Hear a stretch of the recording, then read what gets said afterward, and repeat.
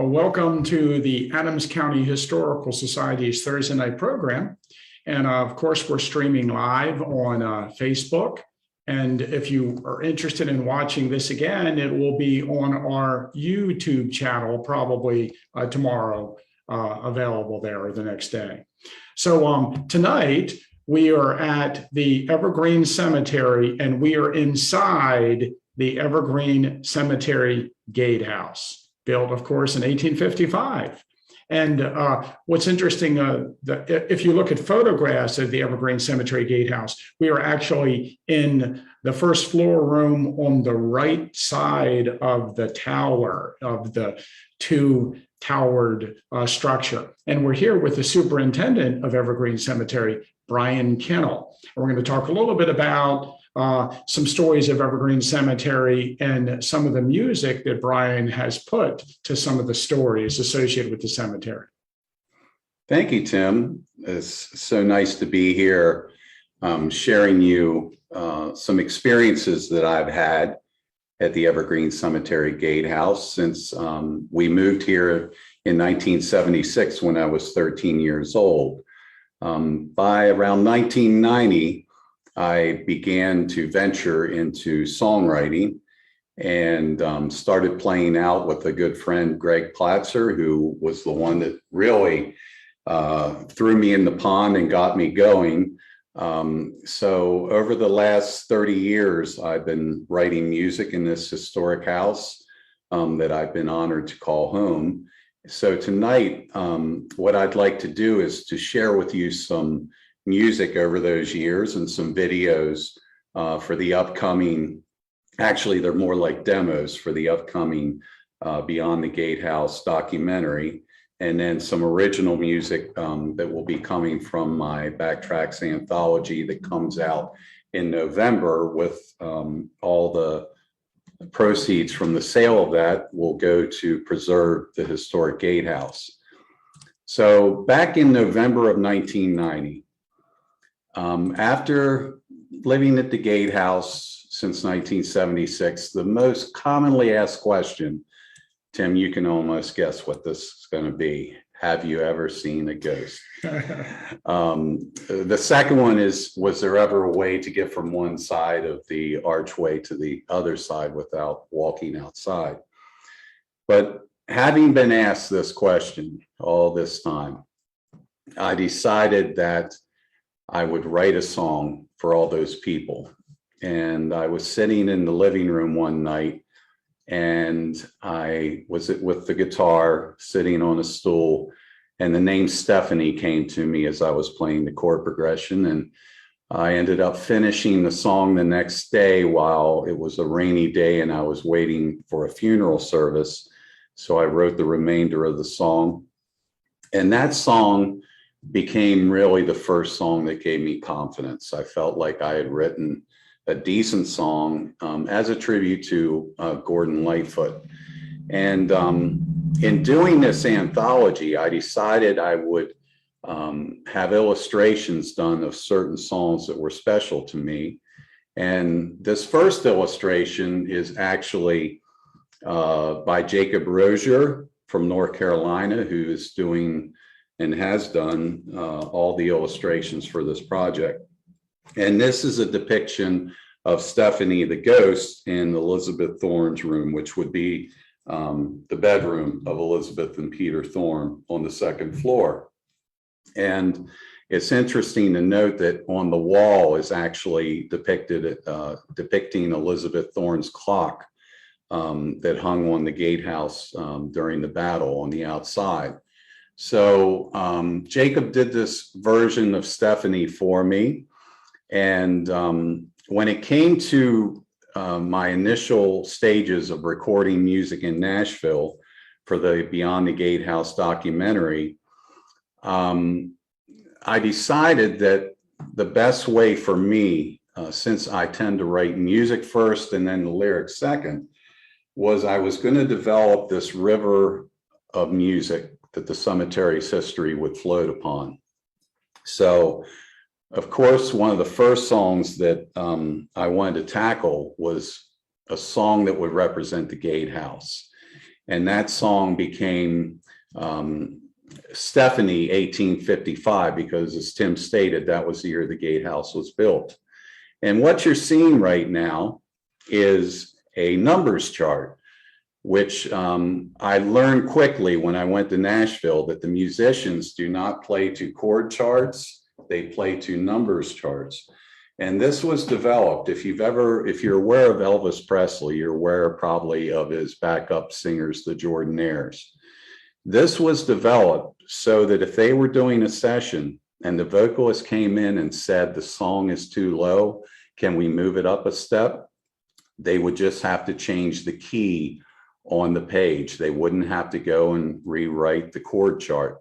So this was the Nashville number system, and it was also specialized by Charlie McCoy, who I had the honor of having him record harmonica on a few of the songs for Beyond the Gatehouse. And it was really neat that he brought in the harmonica that was played on Simon and Garfunkel's The Boxer.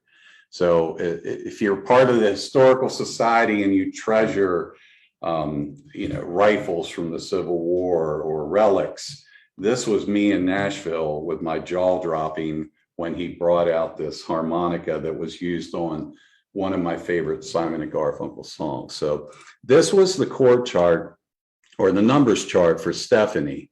And what was so interesting, we had a core group of musicians that sat in there that day.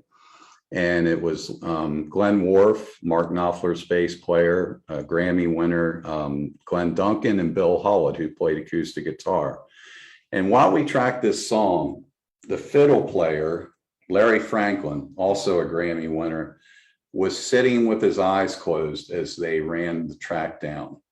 He sat there in the chair, he looked at the chart, sat with his eyes closed, and when they were finished doing the original track, he got up from his seat, took his fiddle, tuned up, went in, and played a haunting melody that became really the feature of that song that we recorded that day back in 2011. So I'd like to share with you the song Stephanie 1855, and you will see images of the gatehouse throughout its history that will accompany the song that we recorded that day in Nashville.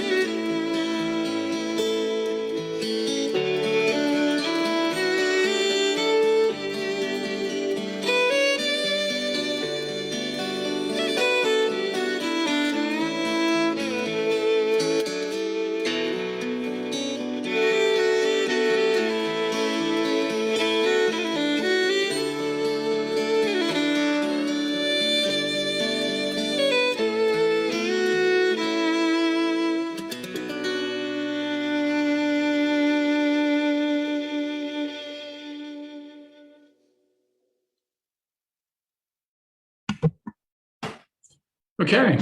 So you might notice in the last scene that they show the front of the Evergreen Cemetery Gatehouse. Again, we're on the first floor on the right tower that was on the right. And just prior to that, they actually showed an image of the room that we are in. I love that video because of all the historical photographs of the Evergreen Cemetery Gatehouse through the years.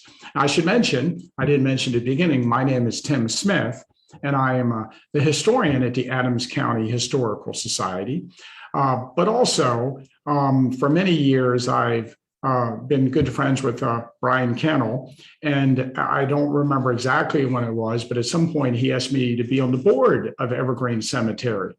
And currently, I am the president of the Evergreen Cemetery Association. So I have a vested interest in the music about the cemetery, and I'll be buried here one day with many of the people who we talk about that are famous in Gettysburg circles. And, we debate about who the most famous person buried in the cemetery might be. We have a lot of distinguished people, but one of my favorite people that is buried here is John Burns.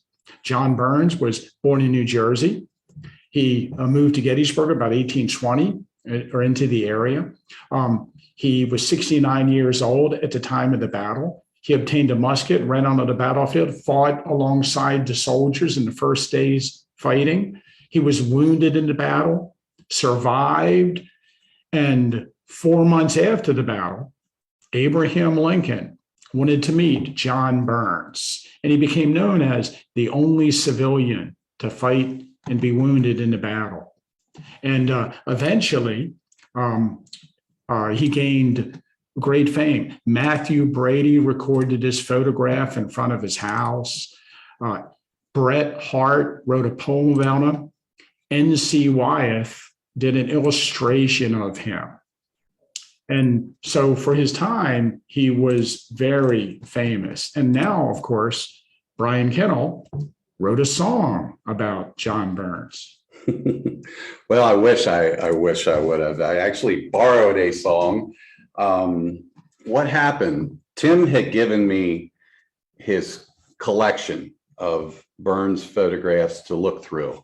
And one morning I came down and I was looking at these photos and I'm thinking, what song am I going to use for this, for John Burns? And the only thing that was coming into my head was a Dire Straits song written by Mark Knopfler called The Man's Too Strong. It's from Brothers in Arms, which had Money for Nothing. So I'd be there at the computer and I'd be looking at these photos of John Burns and I'd hear ding, ding, ding, ding, ding, ding, ding, ding, ding, ding every time, day after day. I'm thinking, oh my gosh, it's a Dire Straits song. I can't use that. But then I thought, well, legally I probably could. But I thought to myself, I will not use this song unless I have the blessing of Mark Knopfler. It just so happens that on these sessions for Beyond the Gatehouse, Mark Knopfler's bass player, Glenn Worf, was the bass player. So the chain of command was, I wrote this long letter to Mark Knopfler stating what it was for, that it was for the benefit of the Gatehouse, that we wanted to do a version more or less in the era of the Civil War style. So I wrote this letter to Glenn I wrote the letter to Mark, forwarded it to Glenn Worf, who forwarded it to his manager, and it went through the chain of command. And then I get this letter back, email. Brian, you are welcome to use the song for the benefit of the cemetery, and there will be no charge, because normally you'd have to pay a mechanical license fee to use the song. It turns out that after we recorded the song and Glenn went back out on tour with Mark Knopfler, that Mark invited me backstage before he was playing with Bob Dylan. And what was really cool about that, here I am walking backstage of this concert before the concert was to start. And Mark had been in Boston the night before and was telling me that his favorite part of the tour so far was seeing the 54th Massachusetts Monument. and he loves history. He says he, would like to come to Gettysburg someday. And for his gratitude and for sharing that song, I gave him one of the bricks from the gatehouse. So it was quite an honor to meet one of your guitar heroes backstage, who also is a history fan. This next song is our version of Mark Knopfler's "The Man's Too Strong." And this also features Charlie McCoy on harmonica.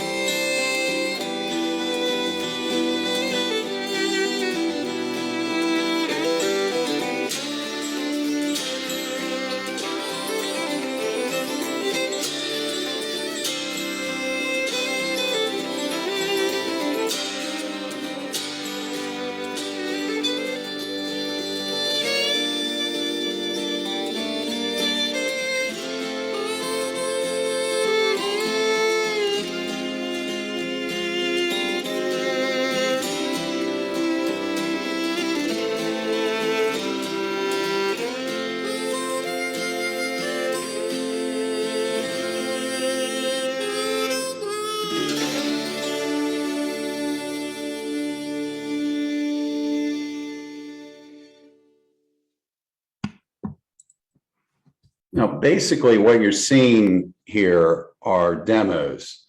So whenever I was looking at those photos, I decided to put those photos to some of the music from that song. So these aren't completed works. These are actually, you're seeing more demos, which is a common word for Nashville, because usually you have a demo when you go down to record. So, but it's fun putting these together in the early stages of developing the documentary. Tim, do you have I wanted to ask you, do you have something of John Burns that people don't tend to know so much about that is one of your favorite facts about him? He's a man of many occupations. You know, when you try to figure out what he did, you hear a lot of stories. And when I was doing the research on the John Burns book, I found out that he is a shoemaker, a cobbler. He works for David Kendall Hart, but he's also a wood corder. He sells cords of wood, goes out and chops them up and brings them in. And he also works for the Gettysburg Water Company. They have a water reservoir, and apparently every day he goes up and for a few hours he operates the pump and pumps water from the springs up into the water supply. And of course, at different points in the history of the town, he was the constable, an elected position which served warrants and took care of papers from the court. And a little bit of an assistant to the county sheriff, but not at the time of the battle. He wasn't the constable, but And there's several other things that he did. So he was a man of many talents. He also was an ardent supporter of the Temperance Society. So although he says early in his life he drank, he did not at the time. And he was well known for going around and making grandiose speeches about this issue or that issue. So he was quite an interesting figure in the town, and everyone knew him. One of the most challenging parts of developing music for this documentary was the period from the battle to Lincoln's Gettysburg Address. And I've often stated that you could be standing on the battlefield at Devil's Den or at the Culp's Hill Tower or at Pickett's Charge, the wheat field. And I tend to listen to music when I walk across the battlefield, but I've also been inspired in my mind of hearing songs at certain places on the battlefield.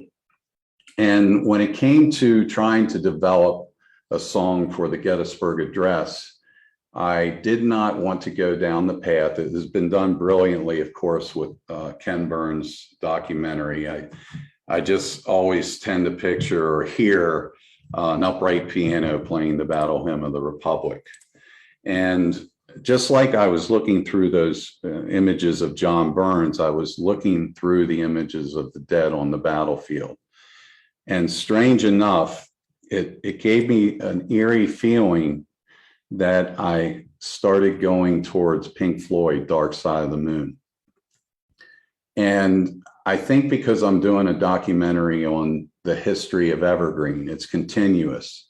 That river keeps flowing. So I didn't dismiss the possibility of doing a David Gilmour type slide guitar to create the eerie feeling of seeing these images of the dead on the battlefield.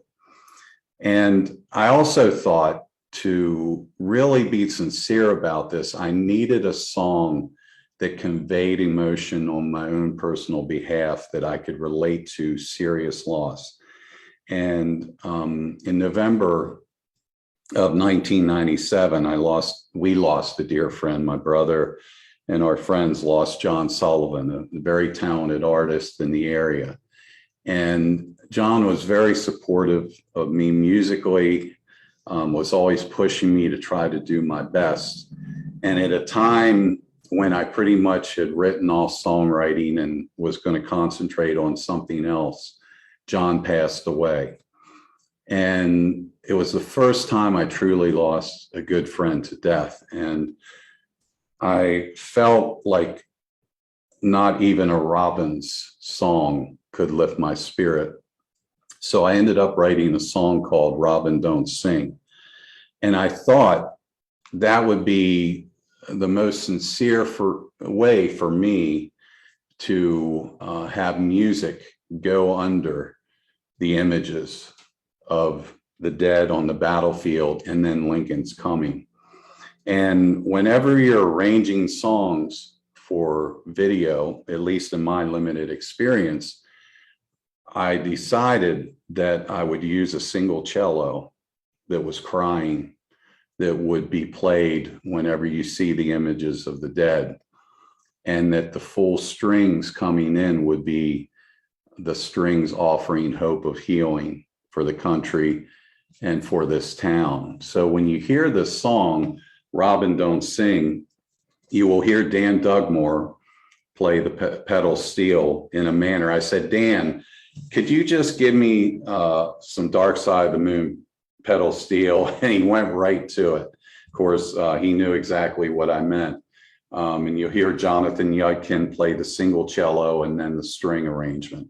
But this is the song that will represent the aftermath of the battle, from the dead lying on the battlefield to when Lincoln comes to Gettysburg. This is called Robin Don't Sing.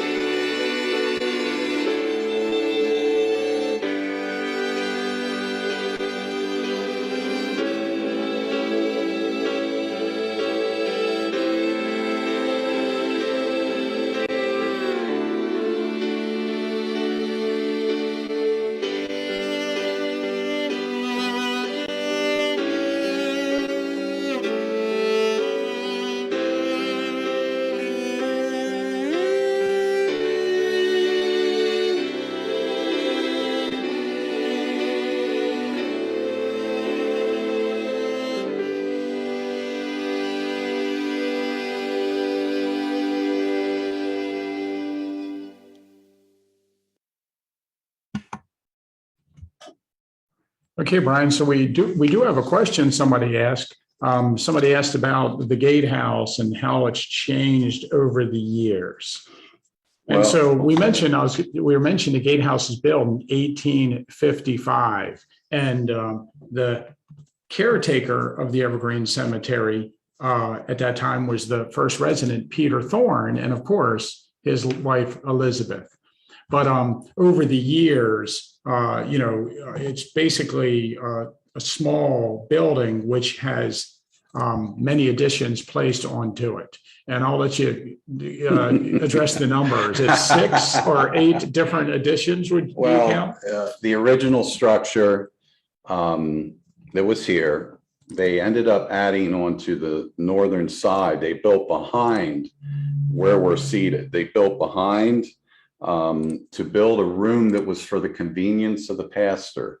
That's what it says in the Evergreen Cemetery minutes, which I take as maybe it was a meeting room for the pastor to meet with families under the circumstances, or if there was bad weather, maybe a room for him to change. It's hard for me to know what that was, but that was 1868.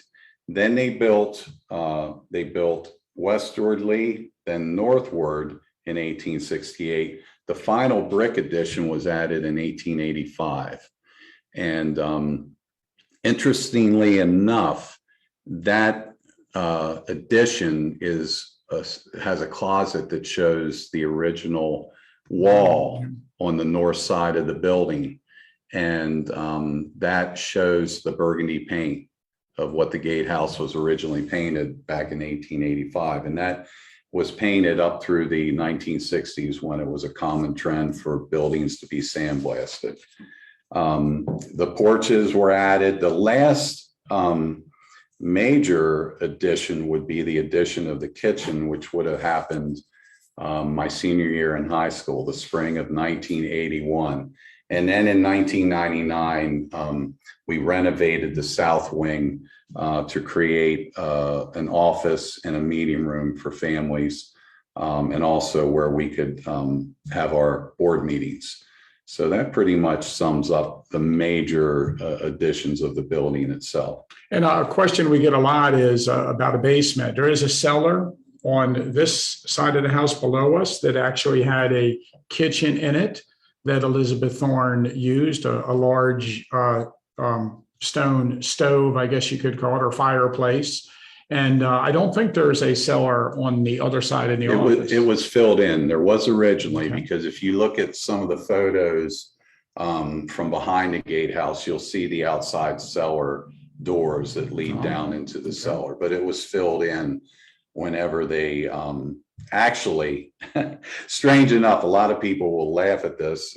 It's unfortunate, but I used to park my truck in the south wing of the gatehouse. They had made it into a garage.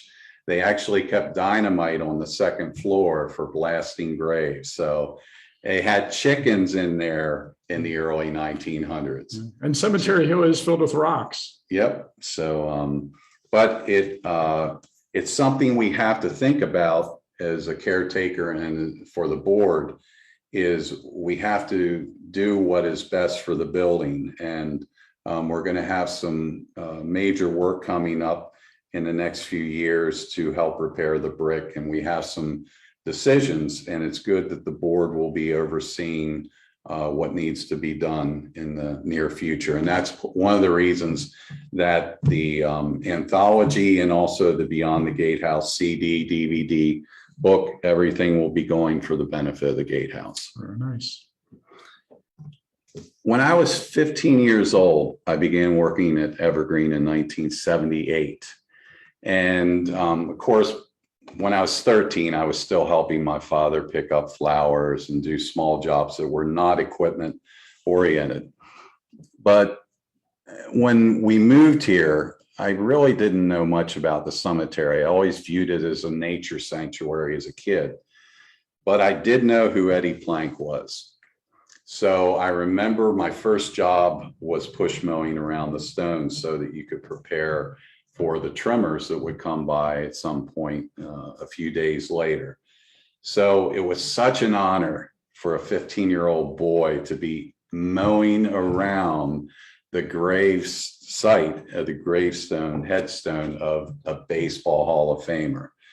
And so naturally, when eBay came about, this room that currently has pictures of Oscar Shaw once had its entire room filled with pictures of Eddie Plank. eBay helped me to start collect images of Eddie Plank around 1999, 2000. So I acquired all these photos, and those photos, a lot of them wound up going into the Gettysburg Eddie's restaurant when my friend Bill Wills opened up Gettysburg Eddie's from changing it from the Gingerbread Man. So this was a song that was certainly fun to record in Nashville. And I thought we would do an upbeat swing version with Larry Franklin in the lead, playing fiddle. And this has to be one of my favorite songs to put together a video of pictures from Eddie's career. And this is Take Me Out to the Ball Game.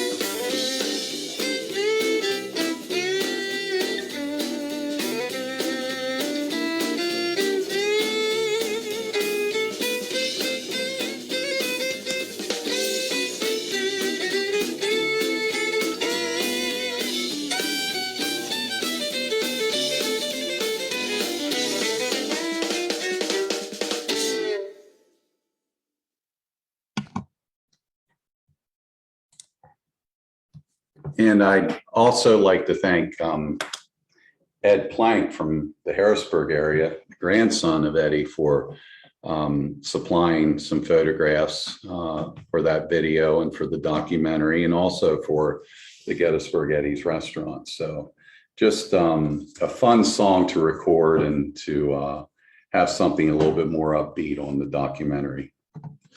Excellent. You know, if you don't know what Eddie Plank was about, you might look at his record for on the Hall of Fame site or one of the baseball website. He's just a fabulous pitcher in his day, and just an incredible he still holds a bunch of records, or is very close to records. And for a left-handed pitcher, I know there are a few people who've passed him recently, but he would say he's still in the top 5 of left-handed pitcher wins. I think so. I remember what was always interesting at this time of the year during the playoffs and World Series, they would flash like when Arizona beat the Yankees and Kurt Schilling and Randy Johnson had these low ERAs. they would flash like the leaders of ERA and World Series competition, and Eddie Plank was there.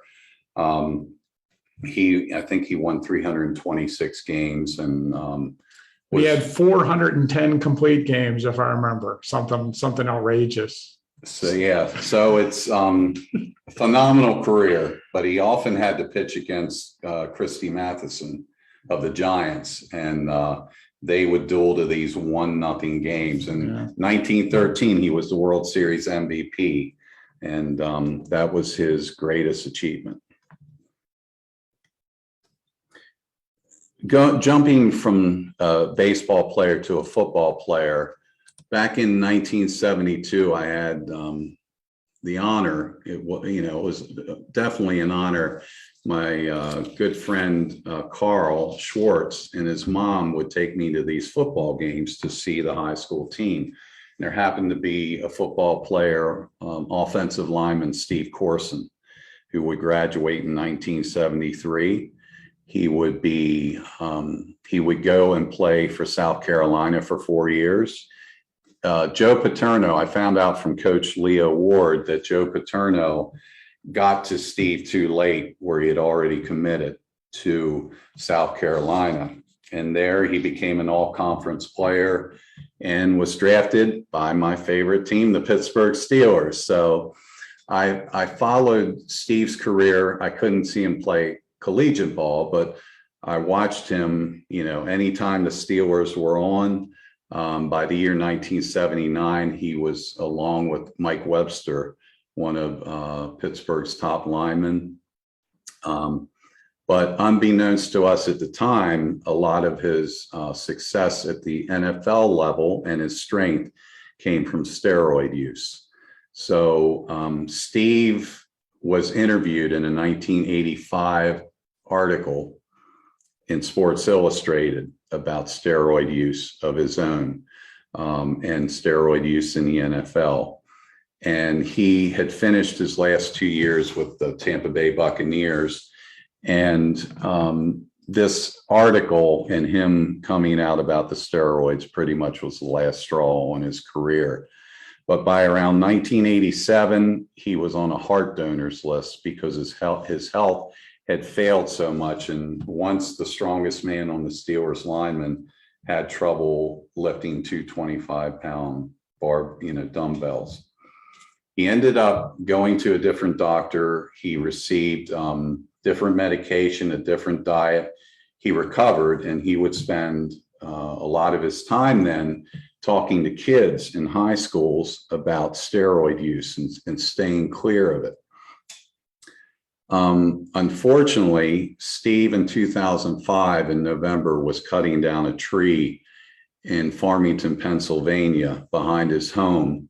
And he had his 2 Labrador retrievers outside with him. And one of his neighbors heard him fire up the chainsaw, and he heard the wind pick up, and he noticed that the tree fell in the distance, and he stood there and the saw kept running and idling.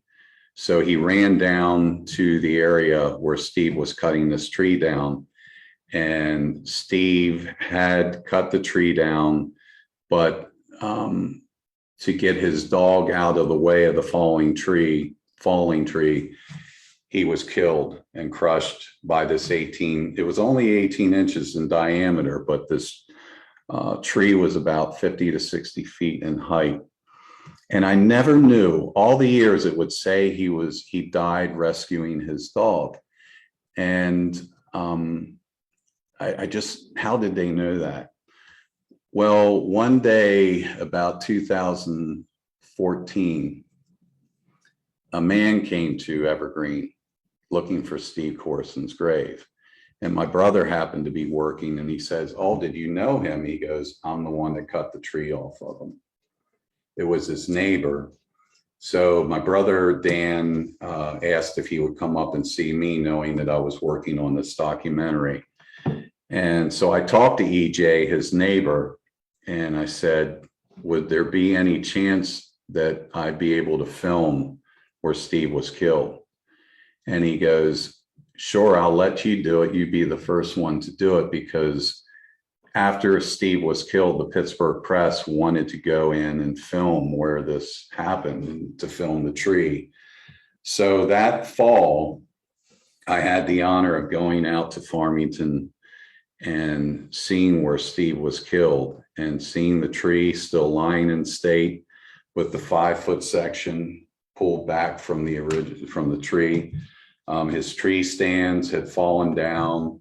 He had a fire pit. He had his chairs where the Steelers, his teammates, would come and hang out with him. And it was really surreal, and it was really a heavy experience. And what an honor when no one was allowed to go in and see that. But EJ and Ron shared with me and showed me pictures. It actually turns out that Steve was writing another book on the history of steroid use in the NFL.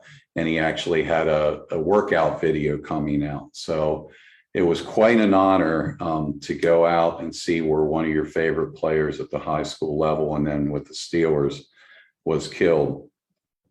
So I needed a song for Steve's section in the documentary. And I thought, well, I needed it to have somewhat of a Southern rock feel because Steve liked Hank Williams and liked Southern rock.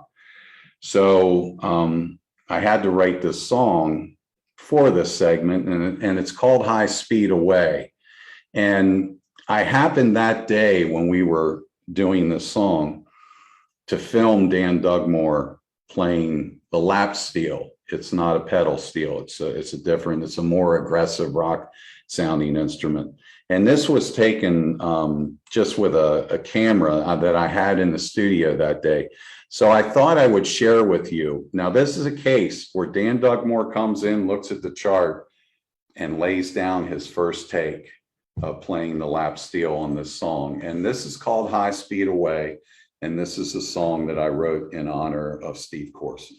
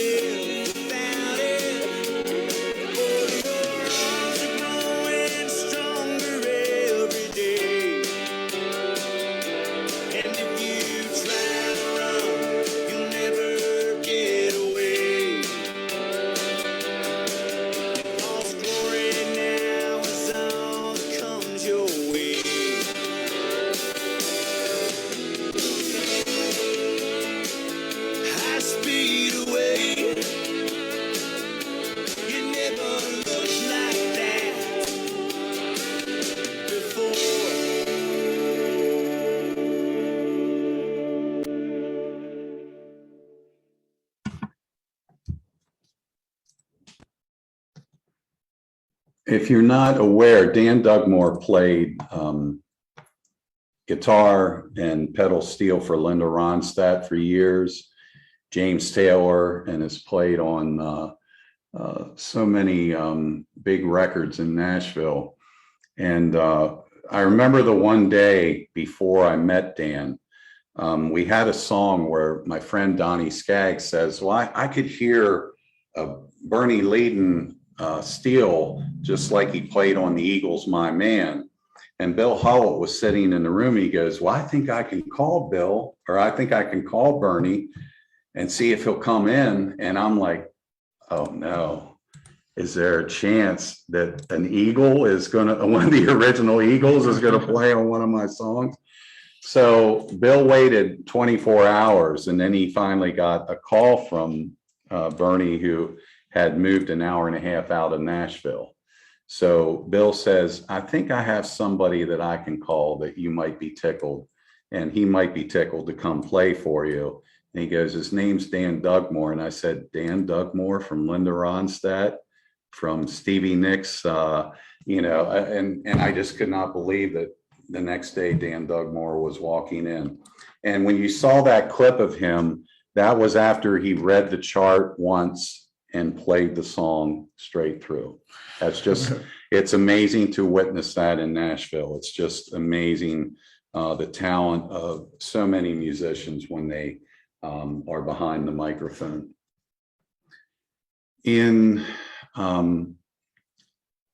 I needed a song for the end of the documentary, and I didn't know what I was going to use.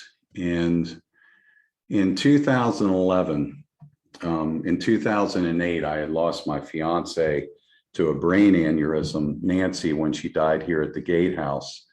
And in 2011, her parents were traveling from their daughter's house, from Joe's house in Mechanicsburg, and they were traveling to their home in Shippensburg, Pennsylvania, when they got lost. And they wound up in a farm field in Jefferson in Frederick County, Maryland, where they succumbed to the cold, and they froze to death when they got out to walk to try to seek help. And they left and went on their journey on a Friday evening, and they were not found till Tuesday.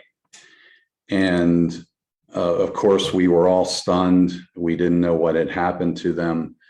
And the day I got the call, it was Tuesday afternoon when I got the call that they had found them dead in this field, face down together. And I just had to leave the Gatehouse. I had to get away. And for some strange reason, I went down to the theater down by the outlets to watch a movie called Black Swan, which is a very dark movie. And once I got outside, it was snowing. And I drove up, and in my Ford Ranger truck, it was a little tough. I was sliding on the road, but I made it up through into the Gatehouse, where I parked and blocked the entranceway. And right when I got out of the car, just out of the blue, I had this, not a voice, but I thought of this line, and the heavens cried them snow for peaceful hearts of beauty. And it came into my head. I was like, and the heavens cried them snow for peaceful hearts of beauty.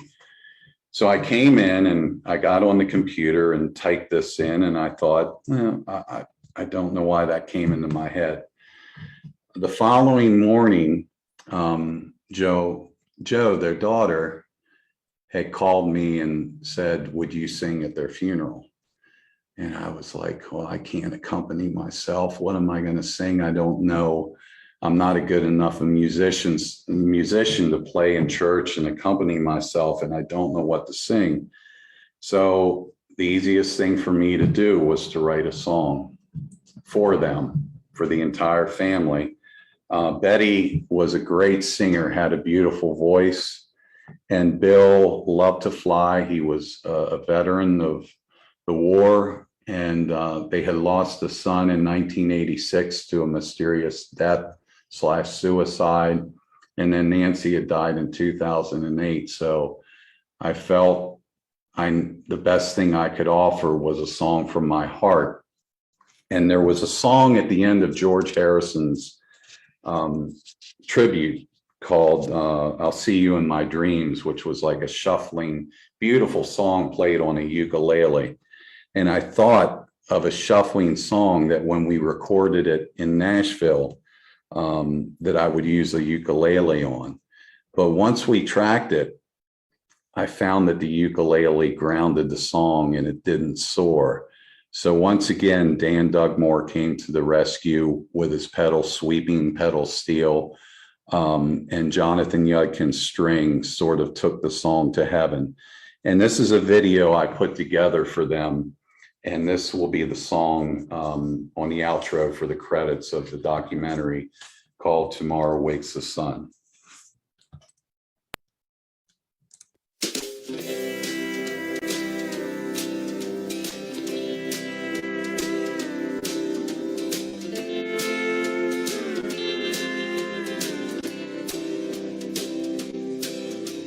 Beneath the gentle rain, a river's flowing water on a current drifts away a narrow boat. In the quiet of her spring, there's a bluebird that's singing, and the daughters learn to carry on her notes. Tomorrow wakes the sun as it shines and lights the branch you sing upon. Oh, it leads you on.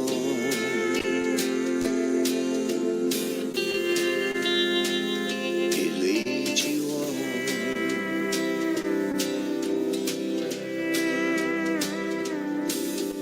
Into the open skies, your freedom speaks and smiles after weathered storms and battles that you've won. Far on those fragile wings, now you see for miles in those skies you dreamed while flying with your sons.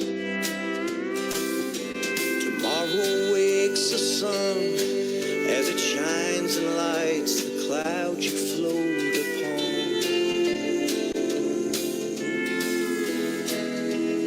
Oh, it leads you on.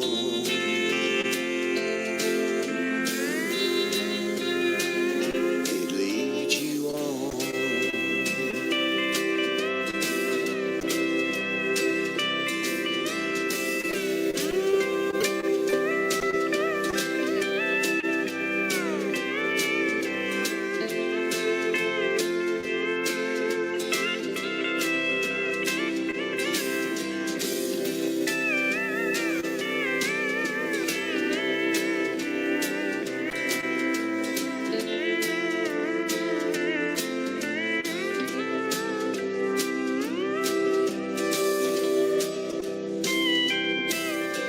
Tomorrow wakes the sun as it shines and lights the clouds you float upon.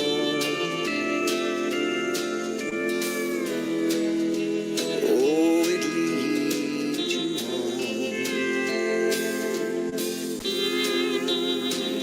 It leads you on.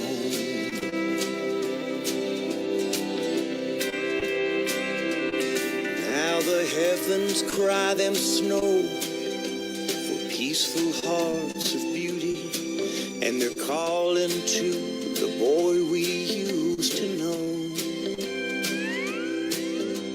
And those that will remain, the children and their children, and a child named to carry on her glow. And tomorrow wakes the sun as it shines and warms the ground you walk upon. Oh, it leads you on.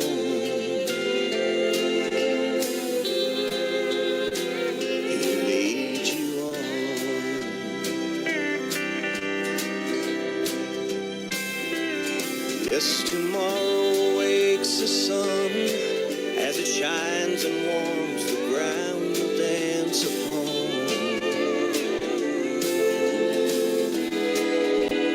Oh, it leads you on.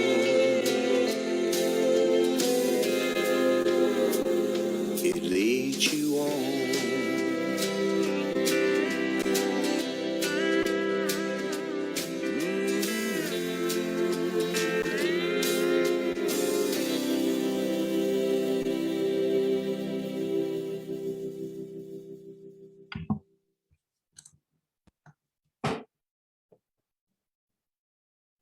And we're back. Oh, so you probably know that a number of years ago, almost 20 years ago, Evergreen Cemetery commissioned a large statue or memorial to honor the caretaker at the time of the battle, Elizabeth Thorne. And of course, Brian was the superintendent at that time and played a major role in getting that, allowing that memorial to be made, or I should say, encouraging us to have that memorial commissioned. And I believe I was on the cemetery board at the time of the dedication. I don't know how long the process took to get the monument. I don't remember if I was here at the very beginning, but it was quite a process. Yeah, it was an $80,000 project. And it was dedicated in November, Remembrance Day weekend of 2002. It was a very interesting process of developing this statue. One of my memories was Ron asked me to get a shovel and stand out in the yard. And here I am with this shovel, and he's asking me, give me all your poses. And I'm thinking, oh my goodness. So I gave him various poses. And one of the poses is that I did not do, but that I asked Ron to create was a picture, an image. Ron did these sketches as examples of possibilities. And this was a very striking image. Elizabeth Thorne with the pickaxe above her head. And it's one of my favorites, and I thought it would be a great piece of art. But of course, the committee, we all knew that it was a little too aggressive for an entranceway to a cemetery. I jokingly call this our Lizzie Borden pose. But Ron had done these various sketches, and when he was taking these photographs of me, he says, well, what do you do when you're digging a grave? And of course, I didn't have much hair on my head. So throughout the years in backfilling a grave, I would find myself, and I remember taking my hand and wiping my brow. And it turns out that that was the pose that was used for the statue. And I think what it indicates is all the tireless efforts of all the women who served in the various capacities before, during, and after the battle. And I still remember the email I got one time from a lady from Maryland stating that she thought Elizabeth Thorne looked defeated. And how dare you put a woman in that position of looking defeated? And I just explained to her, listen, I accept your opinion, but having dug 3 graves 10 feet within those grave sites where Elizabeth dug and hitting rock on all 3, I thought there's nothing wrong with a woman resting and being tired while you're worried how you're going to feed your children. Is your husband who's off at war still alive? While you're smelling the dead, decomposing horses and bodies on the battlefield, and wondering whether your child that you're burying is going to survive. And I thought Ron did an excellent job of conveying Elizabeth Thorne's emotion, and also the women who did so much in our town before, during, and after the battle. When I was a boy, my brother Dan was very involved in 4-H and collecting insects. I dabbled in it, but my brother was the bug man. And when we grew up on Steinway Avenue, we would venture to the cemeteries for cicadas, of course, for katydids. But the hot spot for butterflies was actually going down Cemetery Hill along the Tour Center parking lot where there was a lot of milkweed. So before we even moved to the gatehouse, I always associated Cemetery Hill with butterflies. So I knew that I had to write a song to start the documentary and entitle it Evergreen. I didn't have to, but I thought I would. And I didn't want to write about the historical figures. I wanted it to be more personal, but yet something maybe people could relate to when they lose somebody. So I remember Nancy getting ready in Elizabeth Thorne's room every morning, and she would have her mirror and her makeup there with the sunlight coming through the windows. So I remember just saying to her, "You just look as pretty as a monarch butterfly." So when I had lost Nancy and when I was writing this song, I thought, well, you know, butterflies are very symbolic in the death stage, the metamorphosis of the soul and being freed and flying. So I thought I would write the song about a butterfly flying over Evergreen.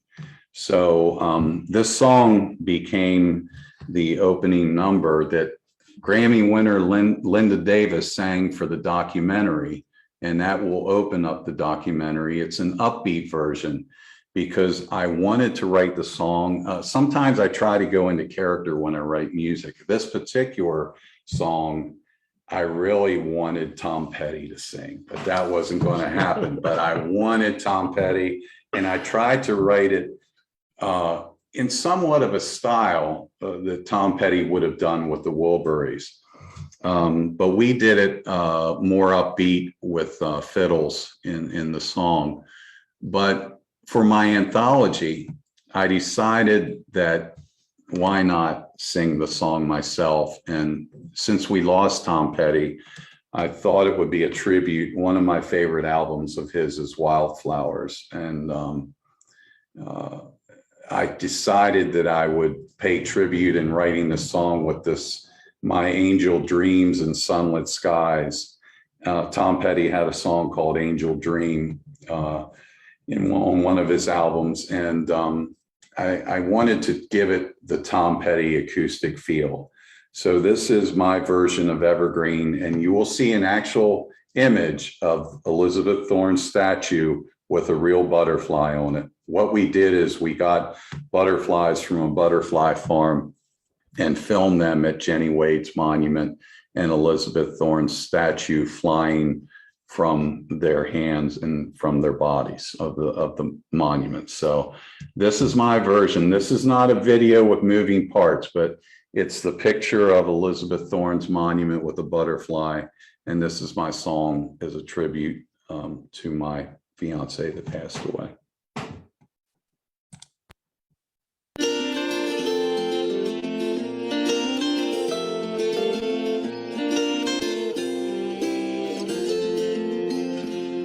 My angel dreams in sunlit skies. Now heaven's calling her home, and she floats just like a butterfly above the field of stones. A monarch's beauty truly reigns in lasting majesty. The pattern of her flight remains a gift for us to see. Every day that she was mine,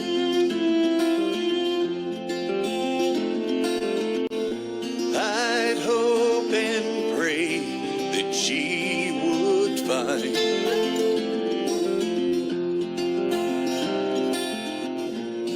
The gateway to eternity.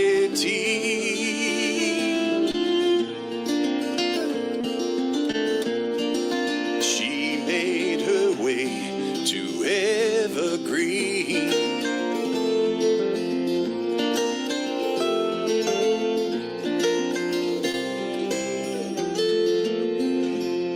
My angel dreams in sunlit skies. Now heaven's calling her home. The blue mountains seem they're on the rise. The round tops stand all alone. As winter's breath clings to the trees, there's still autumn at Cemetery Hill. As we near the end of seasons change, the leaves are falling still. Every day that she was mine,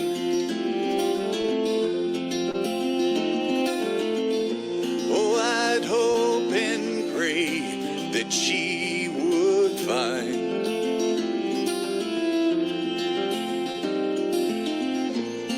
the gateway to eternity.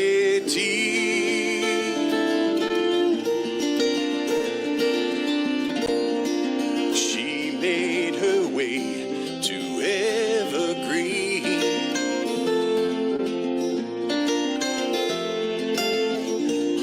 The gateway to eternity.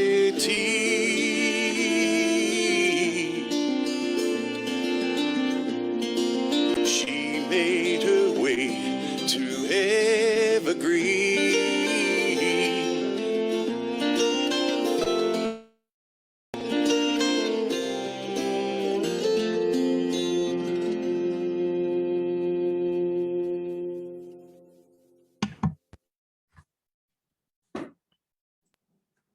In developing the anthology, I wanted to closely work with Jacob Rozier from North Carolina on images depicting various songs. And I'm going to share with you some of these images that are relative to experiences I've had throughout my life, from my childhood up through interests of mine. And this first image is going to be, it's for a song called Onward Through the Fog. And having grown up on the strip in Gettysburg, the tourist strip, one of my fondest memories, for a strange reason, was in the summer evenings when the sprayer would come out. And it would be spraying who knows what. I know at one time they sprayed DDT. But I know a lot of people, when they heard this song and they saw this image, they'd be like, yeah, we used to run behind the sprayer, man, and you know, just get caught up in all that spray and the mist, and we thought it was great and everything. But it was just a memory that still I can't escape from those days on Steinway Avenue. And in this image, you'll see of course, Gilbert's Hobby Shop, which was where I got our Army men. And I had to talk to Tommy Gilbert. I wanted to get his blessing on doing this because it's so prominently displayed. But I had to ask Tommy in one of the old photos, what was hanging from the front porch ceiling? And he said it was beach balls. And all of a sudden it came back to my memory that we used to get our beach balls there, and they'd be hanging out front, and we'd take them out to the country club pool when my dad ran the country club golf course. So there's also Jasper's tube stakes, the Colton, General Reynolds house. So it's a fairly accurate depiction of what Steinway Avenue looked like during my childhood. And of course, in my dad's honor, I'm wearing an I Like Ike shirt since my dad was President Eisenhower's caddy. The next image that Jacob did is for a song called The Scarecrow, which is a song I wrote for my friend's grandfather after he passed. I had written this song cycle called Dusk, which dealt with things that were based on fear, witches, ghosts, the fear of your own funeral, based on Edgar Allan Poe's Premature Burial, and Scarecrow, which is actually the fear of losing someone else. And this is depicting a young boy who was representing, in this era, though, it was really to represent Doug's grandfather as he would walk to school and venture miles on foot. And I just pictured him seeing the scarecrow every day, and suddenly the scarecrow was gone. And one of those things that you don't know what you have until you lose it. And then the last image is called Dusk, which is my fascination with cemeteries. I grew up on Steinway, so the annex of the Soldiers Cemetery was in my backyard. But in the 60s, I had a favorite show called Dark Shadows, which of course had werewolves and vampires, and it's something we would run home from school. Of course, I didn't have to run home too much because I was just in first grade. I didn't attend kindergarten, which I always say affected me emotionally, and because all I did was watch TV and watch game shows and Merv Griffin and Mike Douglas and just absorb cartoons like crazy. But in high school, we had classes on Gothic novel, which I had with Mary Lou Schwartz. And that still to this day, Dracula is the only book that I've ever finished. So I have an interest in horror movies and Stephen Crane and Edgar Allan Poe. And I owe a lot of it to my good friend Mary Lou Schwartz, who was very active with the Historical Society and would take me to Schmucker Hall whenever she was taking things out for displays. In high school, we were very fortunate in English class. Now, I mentioned that I hated to read. I just didn't have the capacity to sit and read page after page. So in high school, we had a different way of taking classes, and it was electives. And you could choose what you wanted to take as long as you fulfilled like 2 writing courses, a reading course, speech, public speaking. But my first course that I took was mythology. And of course, having not read, but seen Sinbad movies and Medusa depicted in movies and Hercules depicted in movies, this mythology class was quite enlightening to me. And I was just thrilled that English had become all these various classes that the teachers would offer. Gothic novel, King Arthur, Shakespearean. I actually loved taking the Shakespeare classes because you didn't have to read the whole play. You would read sections of it. So I just could absorb this stuff. And I just was so fascinated. And we had American poetry classes. And I remember Mary Lou Schwartz in front of the class in high school saying, "Yes, Brian, Marianne Moore is buried at your cemetery." And I didn't really know much about Marianne Moore, the poet. And she just looked at me and said, "Brian Kennell, I think it's time for you to learn who's buried in your backyard." So my English teachers had such an influence on me, especially Mary Lou Schwartz, throughout the years. She will be 98 in early December. And she is a gift. She's been a gift to me. And because of her love of the Historical Society, that was my first introduction to the Historical Society. And I cannot say enough for what Tim and Andrew and the rest of the board and anybody that's volunteering for the society has done during their capital campaign. So I urge you, if you can, support this great organization. This museum's going to be wonderful, and I will be trying to help in whatever manner I can, and in promoting what you are all doing, and those listening that are involved. So it got to be COVID, and I knew that I was going to wrap up my music career, if you want to call it that. And it was February of this year, and I had a session scheduled in Nashville in March. And I told my girlfriend Kimberly that I would write a song for her. So I thought, well, what am I going to write? And I got 2 weeks till this session, and I'm against the deadline. I got to write something.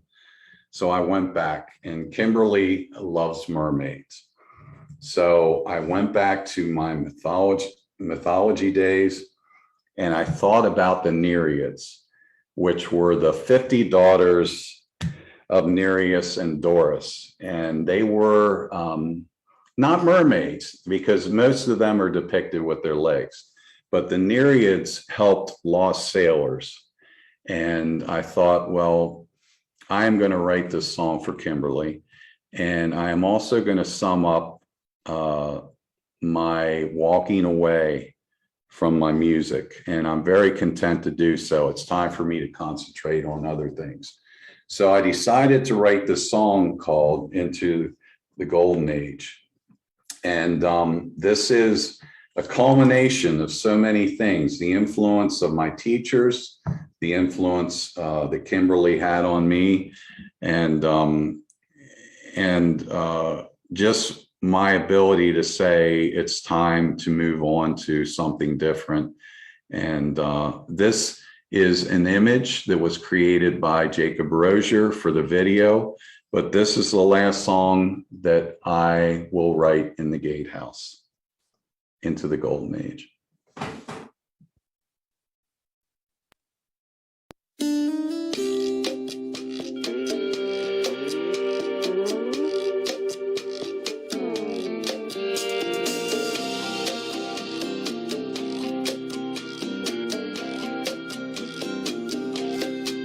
Slip away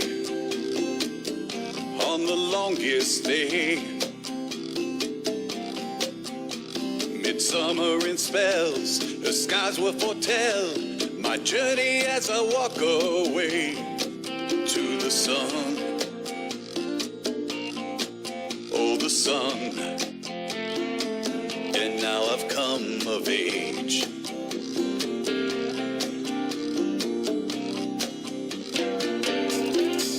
Slip away, and now a kiss delays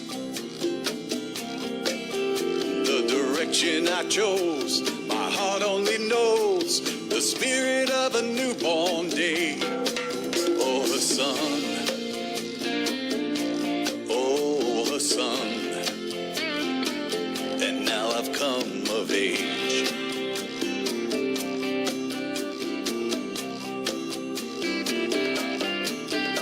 She dances in the moonlight like a Nereid play. Mystic, cryptic, ocean motion sway. And now her waves wash over me, leading me to stay. The ocean starters calling out my name.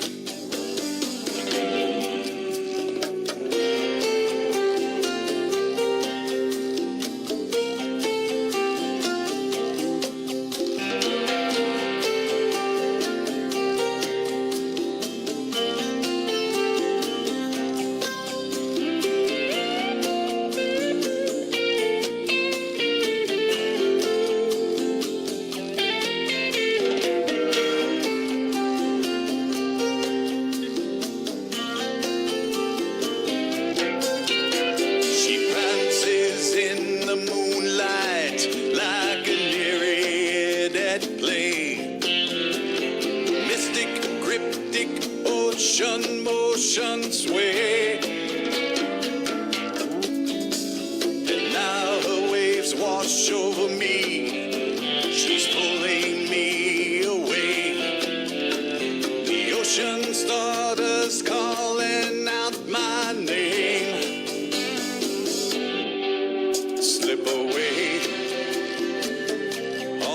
longest day.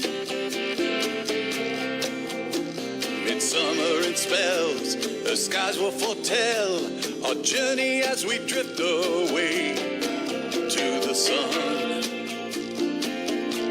Oh, the sun, into the golden age.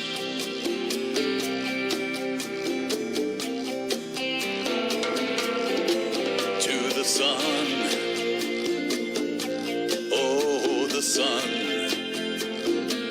into the golden age.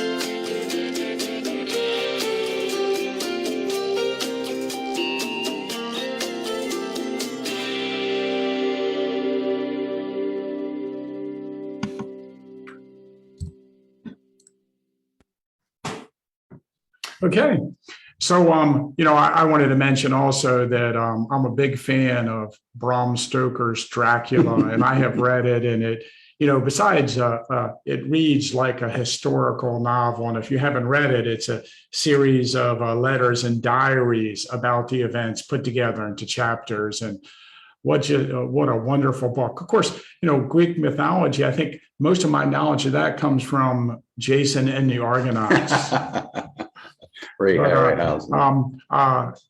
It is October, and it is around Halloween. And, you mentioned Dark Shadows. I am also one of those who was obsessed with Dark Shadows as a child. And I actually got my son into it. And remember, Sam's very much into it. He revitalized it for us, and we've watched it again. And, they used bits and pieces of Dracula and Frankenstein and the Wolfman and all the classic horror movies that we have come to know and love. And I know that you're very much into that genre. Yeah, it's certainly those movies left an impression on me, and because I was limited vocally. Still am much more limited now, but I could never really sing many cover songs. That's one of the reasons that it led me to write my own material. And usually every time we played out, the last song of the night was Werewolves of London. So I decided this time in recording, I've recorded it numerous times. I decided this time that I want to give it an aspect, more of a cinematic feel. So we sort of go to the section in the song that's the easiest way I can explain it is if you think a little bit like Zeppelin's Kashmir with the strings. So I said to the engineer and to my musicians, when we were arranging this to record it, I said, I want to turn into a werewolf in the song. So we needed to develop this section that comes by twice in the song, where you'll hear me the second time it comes around, where I almost felt like a football player that was getting revved up to like Ray Lewis before the football games or whatever. Here I am in the booth, pacing, trying to snarl, trying to growl, trying to, scream like I'm turning into this werewolf. But we're going to end the night. We won't be back after this song is over, but I just want to let you know, for those that have asked, the anthology, the BAK TRAKS Anthology, and the Beyond the Gatehouse CD will be available actually Remembrance Day, November 19th. And like I say, from here on out, even though I'm done recording, I actually have one more project that's done that will be coming out, but I've recorded my last songs. I hope that you would consider purchasing these if you happen to enjoy any of the music tonight. I will be promoting the CDs next year, November 2022, the next version of Beyond the Gatehouse. The book will come out, and then 2023 will be the documentary Beyond the Gatehouse. So I'd like to thank Tim and Andrew for allowing me to share with you music of the Gatehouse. And in honor of Halloween that's coming before us here soon, I would like to share with you my version of Werewolves of London that was recorded in Nashville. And this will be a good night to everybody who joined in. Thank you so much.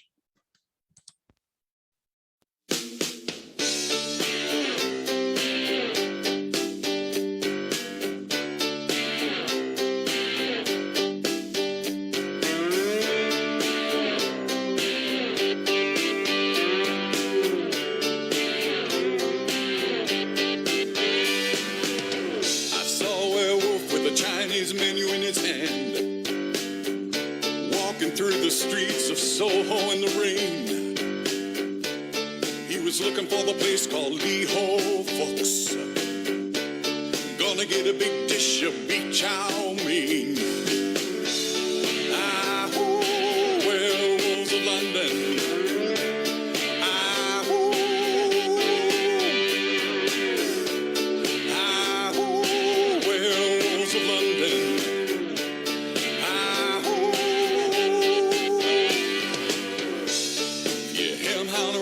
Kitchen door,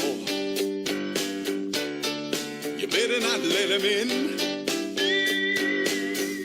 Little old lady got mutilated late last night. Werewolves of London again. Ah, oh, werewolves of London.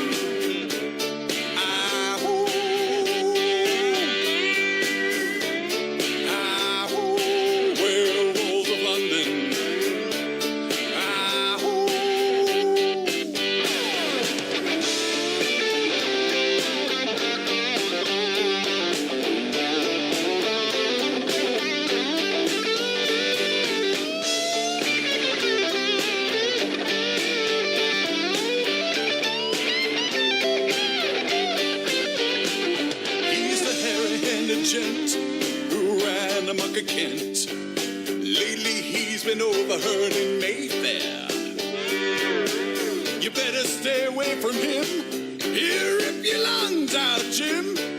I'd like to meet his tailor. Ah, oh, werewolves of London.